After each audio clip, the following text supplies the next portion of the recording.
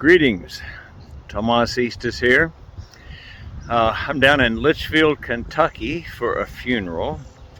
My wife was the maid of honor for this couple 45 years ago.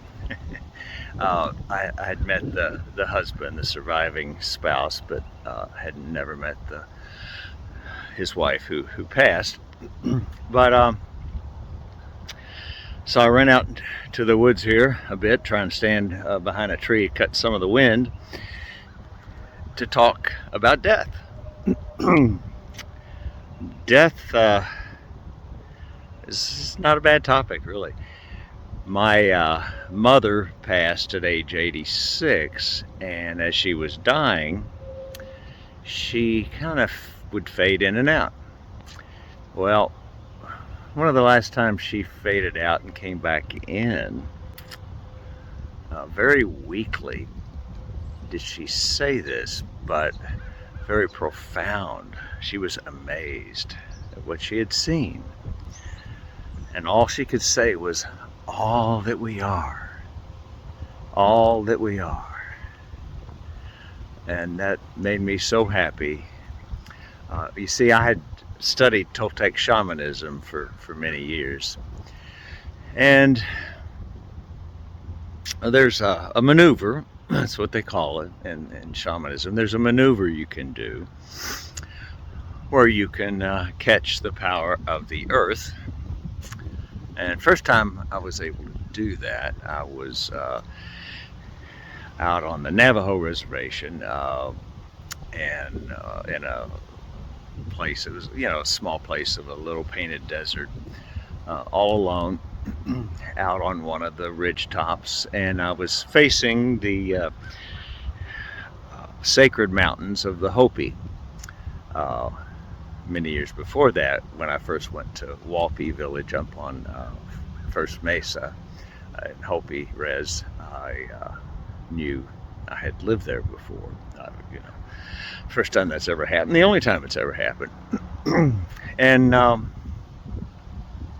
but anyway, when I was looking at the sacred mountains that I must have shared, obviously, at least one other lifetime with, was watching the sunset, or more realistically, I was watching and feeling the earth turning, the earth moving. And before I knew it, I heard like the heartbeat of the earth. This was without any medicine plants or anything. I could feel the earth heartbeat just going through my soul. And next thing I know, I was shot out into the universe with just the tiniest glimpse of my personal awareness, but I was part of everything, and everything was a part of me. This is what my mother experienced when she said, all that we are, all that we are. So death is, I know that death is just a transition, and we are so much more. And my whole emphasis with Reboot Your Living is to get us to know this to the core of our heart, our soul, our spirit, that yes, there is more, and we can touch it now. The Toltec shamans refer to eternity as being at our fingertips, just at our fingertips. It's all around us. It's flowing through us all the time.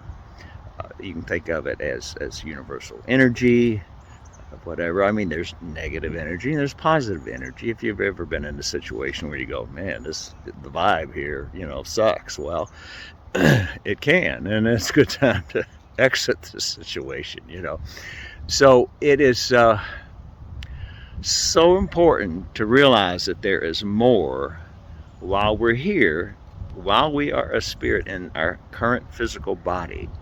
It's so good and important to touch eternity now and as often as we can. It doesn't mean we ignore our physical realm. No, when you know that the universe is behind you and you can touch eternity, you are like more involved than ever, but you don't let things bother you as much because you've got a certain degree of non-attachment or detachment from the physical realm, like because you know it's temporal. It's like when you're in eternity, there is no time. This is a man-made construct while we're in physical form, and there is no time. It's timelessness. There is no past, present, and future like we have here in this physical realm. And when you realize how temporal this is, when you think of yourself as being an eternal spirit, I mean, like, well, you know, whether you're on this particular planet for 20 years or 80, 100, 120, it's still temporal. It's just momentary. And we're designed to reconnect with our spirit connection as soon as we're born, but most of us, we get entangled in the spell of matter. The physical realm is so amazing. All five senses are delighted all the time, and then we start worrying about physical things, and we get stuck in this spell of matter, and we forget who we are and what we are, and that we are spirit, and that's more important than the physical aspect. People that sacrifice themselves for others, maybe they don't think of that very often, but when time is crucial, they know. Whether it's a soldier jumping on a grenade to save his pals or whatever. It would be best if we didn't have to become soldiers to kill other people, other soldiers, when we don't have any beef with the other personnel, the other soldiers. We have a beef with the leaders, and I just wish the leaders would get in a ring and duke it out however they want to, and not involve all of us innocent people. So, but that's wishful thinking. We, as a human race, have not evolved that much.